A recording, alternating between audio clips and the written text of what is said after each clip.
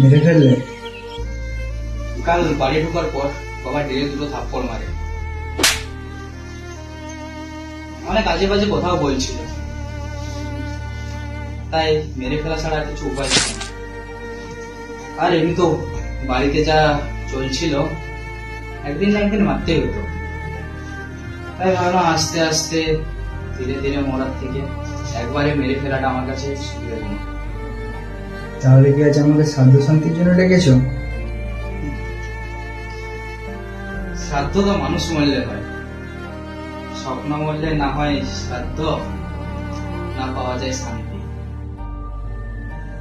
চললাম বস, 11টার মধ্যে ঢুকতে হবে, না হয় আবার কেলা নিয়েছে। হ্যাঁ এনে ট্রাইপডটা নিয়ে যা, তোর স্বপ্নটা যেন মেরে ফেলিস না। যদি মানুষ হত্যা অপরাধ, তার স্বপ্ন হত্যা অপরাধ নয় কেন?